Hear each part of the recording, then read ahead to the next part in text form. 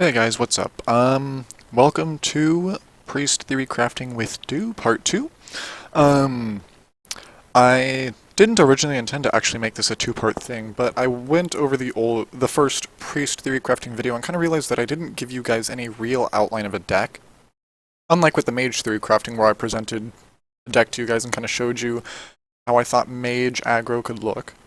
And so I kind of wanted to fix that mistake and go into what I actually think my priest deck will look like in this new meta, and maybe in future videos for more priest theory crafting go over different other potential priest decks. So, yeah, this might be a multiple part thing with priest theory crafting. I also really quick want to discuss changes to 3 currently existing cards which I did not go over in the card review. These opinions on the changes don't need their own video because they're just going to take only a few minutes, so rather unnecessary. So the first change before we hop into the theory crafting is to Soulfire. It now costs 1 mana up from 0. This is a little bit of a nerf, but at the same time I don't think it's game changing, really. I mean, Soulfire is still extremely high value. You get 1 mana for 4 damage. It's still pretty ridiculous. Yeah, you're discarding a card, but still, it means you can't pull off ridiculous combos where you just dump all your mana in one turn and still end up with Soulfire in hand, flinging 4 damage for free. I do like this change quite a bit, and I don't think it's going to really hurt Warlock all that much. It is a little bit of a step down, but with the release of the new Warlock cards, especially with Demon Warlock becoming such a probable thing, and honestly it looks rather frightening, I think this is perfectly fine. So the Soulfire change I'm okay with. The next change is that Flare, a Hunter class card, which used to cost 1 mana and would destroy all enemy secrets, all enemy minions lose stealth, and you draw a card. That's a lot of effects for just 1 mana, and at worst, it is a 1 mana cantrip, which means it draws you a card to replace itself, which is absolutely crazy good value in Hearthstone, or in any game, for that matter. So, it was a pretty good card, because at worst, it was good. At best, it was devastating, especially against mages. So bringing this up to 2 mana means at worst it's a 2 mana cantrip, which isn't really as good. You're now paying double the cost in order to draw a card. And at that point, you know, you might as well, actually, since I can just scroll over to it, you might as well just be running... Where did you go? Novice Engineer, because you get a 1/1 out of it. But again, that kind of puts Flare in its place, because at best, it's still pretty ridiculous, especially against mages. It keeps secret decks in check still, and while stealth isn't a big thing, it doesn't matter because Flare's primary purpose was that it was amazing in Hunter Mirror matches, great against Freeze Mage, and if Paladin secret decks try to become a thing, Flare will be absolutely monstrous against them. So, I like this change. I think it's also pretty fair, because of all of the 1 mana cantrips for the different classes in Hearthstone, Flare was by far and away the strongest. Arguably the second strongest is Power Word Shield, just because it does heal for 2 and draw a card. So, that's pretty good. The difference between Flare and Power Word Shield that kept Power Word Shield below Flare is that if you don't have a friendly minion to use Power Word Shield on, you're not going to use it because you need to target a minion at the very least, and you don't want to give your opponent +2 health on any other minions. Whereas Flare, even if your opponent has no secrets, it's still perfectly fine to fling it around. So, the Flare change I'm okay with. The third change that Blizzard rolled out is that Gadget Zan Auctioneer, formerly a 5 mana 4/4 with the text whenever you play a spell, draw a card, has now been bumped up to 6 mana, and this I think is a bit overkill, actually. Blizzard has long done this thing where they're trying to keep Miracle Rogue down, because Miracle Rogue used to be capable of doing 1-turn kills pretty consistently with Leroy, Shadow Step, Cold Blood, cards like that. The first thing they did to try to kill off Miracle Rogue was they brought Leroy up to being 5 mana, so that while you could potentially, sort of, Shadow Step him if you saved the coin, you really couldn't play him 3 times in 1 turn, so you can't OTK. You can still deal some pretty ridiculous damage with Leroy, Shadow Step, Leroy, double Cold Blood, because that would get you off, let's see, 20 damage at the very least, and Miracle Rogue doesn't have that many problems, going from there as long as they've got 1 spell damage on the board, maybe double Eviscerate with double prep. They can kill someone pretty easily still in 1 turn, even though they took a major hit from not being able to play Leroy 3 times. So, Miracle Rogue was just kind of eh. With the release of Loatheb, as long as someone held Loatheb in their hand for when a Miracle Rogue tried to play Gadget Zan Auctioneer to go off the next turn, you could basically stall them out for 1 turn, which oftentimes is the difference between a win and a loss for Miracle Rogue. So Miracle Rogue was already receiving a lot of hate. Now with Gadget Zan Auctioneer coming out on turn 6 instead of turn 5, not only are there various ways to kill off Miracle Rogue, but with the release of Bomb Lobber, if Miracle ever tries to rear its head, just throw in Bomb Lobber. If they try to drop Gadget Zan Auctioneer, you drop Bomb Lobber, they break their keyboard, it's game. You win because you dropped a Bomb Lobber on their win condition. And now their win condition has to come out a turn later, and with Loatheb kind of forcing that, it was already pretty devastating. Now they have a permanent Loatheb, basically, on top of the old mana cost, of only being able to go off a turn later, and if somebody drops a Loatheb on top of that now, they're just screwed over. So I think Miracle is straight up dead. What Blizzard is trying to send here, in my opinion, is that they don't want any sort of 1-turn kill shenanigans, or OTK. They don't want combo decks in Hearthstone. Hearthstone is not a combo-style game, it is a combat-based game. You can have control decks, you can have aggro decks, but if you want to try to run a crazy OTK combo deck like what Magic has, that's not okay. Blizzard is not allowing that. So, Miracle Rogue is dead. It's dead, guys. And honestly, right now I think Rogue is probably the weakest class in Constructed, because a lot of the love that they received in this new Goblins vs. Gnomes patch is coming from Pirates. Blizzard really wanted to put Pirates onto Rogue, and that's not that great. Pirates have never been that great, and they still aren't. So, anyway, that's my thoughts on the cards. Had to get that out somewhere. So, now we can get into the Priest Theorycrafting, which is what you guys all came here for. I'm sorry you had to sit through my opinion, but I felt it necessary to get it out there somewhere. So, this deck itself that's sitting on the screen is what I think a Priest Control deck will look like, and I went with Priest Control for this video because Priest Control is what I play. So why is this built the way it is? It's built around a few specific cards which are pretty ridiculous. So for one, obviously in the most recent patches, aggro's gotten quite a few buffs. You've got Jeeves now, so decks that didn't have tons of draw engines, basically if you're not a warlock and you want to run aggro, Jeeves lets you. So that's pretty good. And on top of that, if you are an aggro deck, where did this guy go?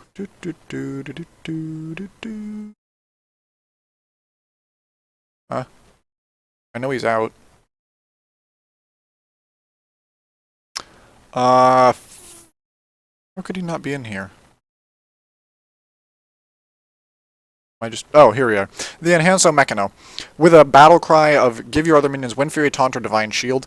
If you're running something like Zoo, especially with Warlock, and you've got just these sticky Death Rattle minions, playing the Enhanso Mechano means you're at least hitting 3 or more minions with that battle cry.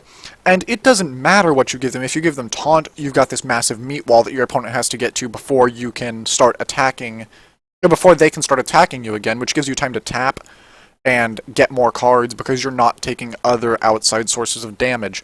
If you get Divine Shield, your minions stick and you can just go face and wreck your opponent because they have to panic to remove your minions because it's now impossible from Divine Shield. If you get Wind Fury, okay, attack 2 times on the turn that Enhanso Mechano is played. Yes, the Enhanso Mechano doesn't attack twice, but still all your other minions do, which means you're probably spitting upwards of 12 to 16 damage on the turn you drop him, which is ridiculous. And now your opponent has to panic and wipe the board or they're dead, and already they're on such low health that Soulfire and Doomguard should easily handle your opponent. They should just be dead from there. So with Enhanso Mechano, priests have to play really hard around aggro. For that reason, Um, Priest actually is already extremely good around aggro, but it means certain cards that were optional in Control Priest before, like Sludge Belcher, not all priests really ran it. You can't get away with not running it. Cabal Shadow Priest, I didn't really run it before because I didn't like it that much. It just too often felt like a 6-mana 4/5. But with the power that aggro is going to be spitting out, Cabal is just going to have targets because there will be people playing aggro, and I think there will be a lot more people playing aggro than there were before. So, Sludge Belcher is a necessity, and Cabal Shadow Priest is pretty good. It also means that one Holy Nova, I was debating changing Holy Nova for a Light Bomb. The problem with Light Bomb, and where is it? Hang on, I know it's here. There it is it does deal damage to your own minions. So as a priest, you don't play that many minions. You are far more spell heavy because those few minions that you play are just going to be high health and you can heal them and keep them on the board, and the entire idea is they stick and don't die because you're a priest, you don't let them. So kind of having something that hurts your own minions is not what you want to be doing. On top of that, in Constructed, the majority of decks do still run minions that have higher health than attack because they are durable minions. If a minion is a 3/5 versus a 4/4, a 3/5 can actually trade with a Yeti, which is a 4/5. A 4/4 can't. So health often ends up being the more important stat, because basically once your health is high enough, you can practically double the attack stat, because it'll take 2 attacks for your opponent to kill off a minion, more often than not. So again, damaging your own minion's health with Light Bomb is not something you want to be doing, and its biggest use, yes, Priest has a massive vulnerability to Handlock, and Light Bomb is a great answer to that because it just stomps on giants. But there's other ways. And honestly, Control Priest is always going to be weak to Handlock because it's just got so many massive minions. You can't deal with it. The entire way to beat Handlock is not to out-control them because they are the king control deck. The only way you beat Handlock is by dealing damage to them because they have to tap for cards. They just hurt themselves and they don't have that many ways to heal. And they don't have good removal. So you gotta go aggro against Handlocks, and priests aren't really that crazy of aggro. Especially not Control Priest. You just can't play Control Priest as an aggro deck. So, I will be vulnerable to Handlock. It's just going to happen, even with Light Bomb. And Light Bomb hurts me in too many other matchups. So instead, what I thought I'd do is just go to further strengthen against aggro and run Mass Dispel, because if my opponent does drop the Enhancer Mechano, it's going to be great to just drop Mass Dispel, get rid of all the opponent death rattles, get rid of whatever crap the Enhancer Mechano put on him, and if I've got a Pyromancer, I can deal 1 damage to the whole board, and I get to draw a card. It's really good value against these kind of sticky aggro decks that are going to be played, because they're just crazy. Mass Dispel also helps against Jeeves, which a lot of aggro decks are going to be running that are not Zoo. So, I think Mass Dispel's finally got a place in the meta. I am still running Silence because that targeted 0-mana Silence is a great Pyromancer trigger, and on top of that, I really do want to have the option to Silence for free instead of having to spend 4 mana to use my only AoE Silence. So, in some matchups, maybe the 2 Silences is a bit overkill, but in some, it'll almost seem like not enough. So I think keeping Silence in here is just at the right spot. And again, Silences actually help immensely against Handlock because of Twilight Drake. So, I think all in all, there's enough minions with some pretty ridiculous text now that are floating around that Silence is worth it, and an AoE Silence on top of it is also worth it. Obviously, we're still running Northshire. It's an amazing minion. It combos with Pyromancer and has the potential to just draw you tons and tons and tons of cards. So it's a staple of Priest. Power Word Shield, arguably now the best cantrip in the game. Of course I'm running it. It is crazy good. I'm running a singleton copy of Shadow Word Pain, because it synergizes really well with Shrinkmeister, which I'd be a fool not to run. And again, with aggro out there, there are minions I'm going to want to use Shadow Word Pain on just to get rid of them because I don't want to see them. And it's cheaper than Cabal Shadow Priest, so if I need that removal earlier than turn 6, or in some cases turn 8 if I want to go Shrinkmeister plus Cabal, then it's very useful. So Shadow Word Pain I think is necessary. Of course I'm running Shrinkmeister, but why am I only running one copy? Well, the thing about Shrinkmeister is his actual stats, other than his Battlecry, are just average. You're not playing him because he's a crazy tank minion, and yeah, he's not stupid crazy in terms of stats. His text is just good. So he's really more of a 2-mana spell to allow you to Shadow Word Pain or Cabal Shadow Priest those annoying 4-attack minions that Priest loathe. So really, I don't want to have 2 of these because I don't ever want to see 2 of these just camping in my hand doing absolutely nothing for me, and I most certainly will not ever be playing this without getting value out of its Battlecry. Its Battlecry is just too powerful to play it as a dud. So I don't think 2 copies is the way to go, because you don't want to see 2 dead Shrinkmeisters in your hand. It's the same thing with, I think it's Mad Alchemist? Yeah. So, yeah, you don't want to be doing this thing where Shrinkmeister sits there dead, but a single copy is necessary just for those 4-attack cards. The potential to use Cabal Shadow Priest on a Ysera, yes, I will do that. Every day of the week. I am still running Wild Pyromancer because in my opinion it is just better than the Shadow Boxer. Straight up better. Why? Well, his text reads that whenever you cast a spell, deal 1 damage to all minions. This means that just by casting a Power Word Shield, I have the potential to get a board wipe rolling against aggro. With the Shadow Boxer, I get the text whenever a character is healed, deal 1 damage to a random enemy. Realistically, though, how many people am I going to be healing? Especially if I drop Wild Pyromancer for the Shadow Boxer. Wild Pyromancer is the best way this deck has to just get everything injured.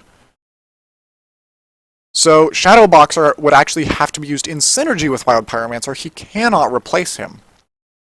It's just not possible because you're never going to see a board so full of injured creatures that you can drop a Circle of Healing and get Shadow Boxer to wipe the board for you. It's not going to happen. So, Wild Pyromancer has to be run over Shadow Boxer. In an aggro-style priest deck, though, I could easily see Shadow Boxer synergizing with Wild Pyromancer. And with Northshire Cleric, they'll just be the terrible trio going and wrecking everything. But, still. Shadow Boxer can't replace Wild Pyromancer in a control priest deck. And since he has to synergize with Wild Pyromancer, I'm already trying to wipe the board. Why do I need to be dropping Circle of Healing to heal all my opponent's minions when I'm trying to kill the board off?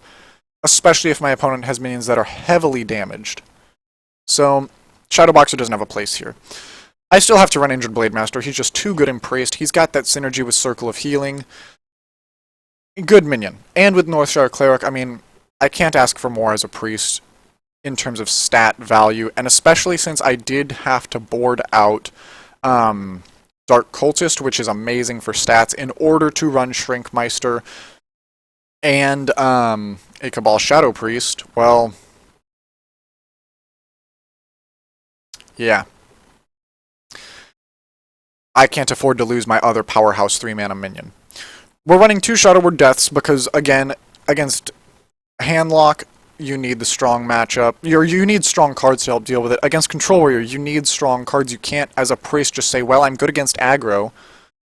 So, I'm not really a control deck because I can't face up against other control decks. I'm just going to go and try to kill off aggro and not run Shadow Word Deaths. And if there's a Warrior or a Handlock, I'm just going to concede. And against Druids, it's iffy. Especially because Druids can powerhouse out Yetis and large minions just as effectively as other control decks can. So, Shadow Word Death is necessary. I've always been a supporter of running 2 deaths because you need them against control decks. It's the only way to survive. Yes, we're running 2 Thought Steals. It's the best card in the game without any debate at all. You cannot say there's a better card than Thought Steal. Especially against control, you just take your opponent's cards, fling them back at them, instant value. It's good. There's nothing better. Yes, we're running Alkani. Need that synergy with Circle of Healing. Works with the Priest Hero power to help you deal damage when you need to. And it's still just a good 3/5/4 mana minion all around, so another priest staple. I have to run it. We are running a singleton Master Spell again because the Enhanso Mechano and because Jeeves are going to be pretty ridiculous. On top of that, Demon Lock is going to be pretty vulnerable to Master Spell. Most of those demons actually start to have good text. The thing about Demon Lock is now either the demon bites you in the butt as it comes out, or it's got ridiculous text, and silencing it helps. And even if you silence the minions that kick Warlock in the pants, all of them have kick Warlock in the pants battle cries, so they'll already have gone off. It won't really matter that I silence them, it won't do a thing. But to those minions that are buffing things up, like, what's his name? Mal'Ganis, you know, silence is going to be crazy. So, it'll be good against aggro decks, it'll be good against Demon Warlock. I think Master Spell's finally found a time when it can be ran. On top of that, it draws me a card, and its synergy with Pyromancer is pretty good, so I think it's worth it finally. I do have to drop a Holy Nova for this, but big deal. I mean, honestly, in this new meta of such crazy text and sticky minions, Master Spell could be killing off better minions than Holy Nova just by silencing. You know, Nerubian Egg. You're taking out a 4/4 instead of releasing the 4/4 onto the world, if you compare Holy Nova to Master Spell there. And again, with the Enhanso Mechano, if everything gets Divine Shield, Master Spell and Holy Nova do the exact same thing to the board, except Master Spell draws me a card. Yeah. I think Master Spell needs to be ran as a singleton copy, and the only thing to board out is a Holy Nova for it. Obviously 2 Sludge Belchers need that. It's just good against everything because it's so sticky and hard to get through. You finally kill the 3/5 body with Taunt, and then you have to get through a 1/2 Taunt as well. And it's not that the 1/2 is crazy because of its stats, it's just crazy because it has Taunt. It's 2 Taunters. So at the very least, it's eating a spell and a minion attack. That's at worst. At best, it's eating 2 minion attacks and saving you 16 health against a handlock. So, have to run that. No duh we're running Vol'jin. You would have to be an idiot not to run this guy if you have him in a priest deck. His battlecry of swap health with another minion. 5-mana minions may not be notorious for having the best stats out there, but you've got Doomguard, against druids, just good game. That's pretty crazy. He puts things in range of Holy Nova or Alchanize Heal. That's part of why I don't think I need Smite, by the way, is I have Alchanize Heal already, I have Holy Nova, and at the worst, I'll trade something in. I mean, I will happily smack something with an injured Blade Master that's only got 2 health. Or a Pyromancer, or a Shrinkmeister. There's just plenty of stuff to be hitting. Especially when it's only got 2 health. So, Vol'jin, very good. If you need to, in like some sort of really, really weird scenario, you could probably swap health with one of your own minions. I don't really know why you'd want to do that, but I'm sure I will at some point find a reason to swap health with one of my own minions, and it'll be pretty ridiculous. So this guy's stats at worst will end up being, you know, 6-7 or higher. Or maybe 6-5. Or higher, but still, that's above average for a 5-drop, especially when it's reduce an enemy minion's health to 2. So, Vol'jin is hands down better than Lotheb, which got boarded out for him. Yes, I'm running him. He's crazy. I am running now 2 Cabal Shadow Priests, and this is where one of the Dark Cultists got dropped to add a new Cabal.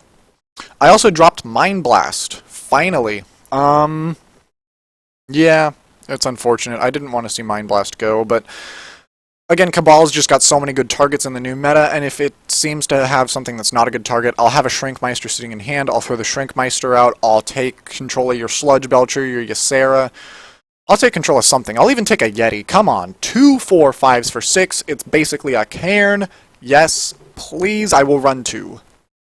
So, I think Cabal really does need a 2 of. Again, I could be stealing things like Jeeves as well, or any number of minions. There's just good targets in this meta for the Cabal Shadow Priest to be grabbing. Of course, we're running 2 Holy Fires, Priest's best heal card. You know, it's a 10 health differential creator, so it's like, it's similar to a Pyroblast for 6 mana, because it's still changing 10 health's worth of stats, but because it does only deal 5 damage, it's not necessarily as crazy and detrimental for your opponents as a Pyroblast. Still, ridiculously good card. Of course I'm running Holy Fire. It's useful as removal, it's useful for heals, it's useful for damage to the face. I have to run it. We're running Sylvanas because we're already on the Yoink train, doing crazy shenanigans with people. Sylvanas is great to be trading into things. It's just a good priest card. It's a good card in general. And of course, since I'm running 2 deaths, it always opens the option of playing Sylvanas and using Shadow Word Death to take an opponent minion. Preferably against Control Warrior or Handlock, where you have those just crazy big minions. Sylvanas is just necessary in Priest. I mean, I could run Faceless Manipulator in its place. There's a lot of situations where I think Faceless Manipulator is better than Sylvanas because it can target an opponent minion to copy, and instead of using Shadow Word Death on Sylvanas, you can just use it on your opponent's minion, and it's basically the same thing for 1 mana less, and it's targetable. But Sylvanas does have a 5/5 body, so while Faceless Manipulator can sit in your hand dead for a while until you finally have something to mind control, Sylvanas can be played to the field, and if necessary, go smack some other minion to go take the minion you want. So Sylvanas, in general, is still higher value than running the Faceless Manipulator combo, so yes, I'm still running Sylvanas. Rag did get dropped for Sneed's Old Shredder. Why? 2 legendaries. I get that it's Ragnaros. I get Rag is crazy. Basically, 8 mana, 8/8 with charge. He's a better version of King Crush, even though you can't target him. But look at the Shredder. I mean, it's a 5/7. When your opponent finally deals with it, you're going to get a new legendary out of it. Ysera, you could get Rag. Yes, there are some dud legendaries you could get, like Nat Pagal out of a Sneed's Old Shredder would probably be pretty bad in the late game, especially since you just start decking yourself more often than not. But still, I think the Shredder is just too ridiculous in value to not run. If it turns out that enough people are actually running Silence that the Shredder isn't often getting off its death rattle, then I won't hesitate to put Rag back in. Rag is still a great card, but the potential for 2 legendaries out of just 1 card is too ridiculous to ignore. And Rag, my late game finisher, obviously has to be swapped for a better late game finisher. So this is what I think Control Priest will look like. I'm still really wanting to put Mind Blast in here because so few people play around it, and it is a cheap cantrip, but... or not cheap cantrip, cheap pyro trigger. But really, I don't see a card to drop. Unless I wanted to drop like a Cabal Shadow Priest, and I don't think I should be doing that. Instead of Mind Blast, if I were to drop a Cabal, I really should go and grab, you know, like a Dark Cultist, because it's a crazy value minion. I mean, come on, 3 mana for a 3/4 with a Death Rattle of give another friendly minion plus 3 health. It might as well be a 3 mana 3/7, which is ridiculous. But there's just others to be running right now. So, yeah.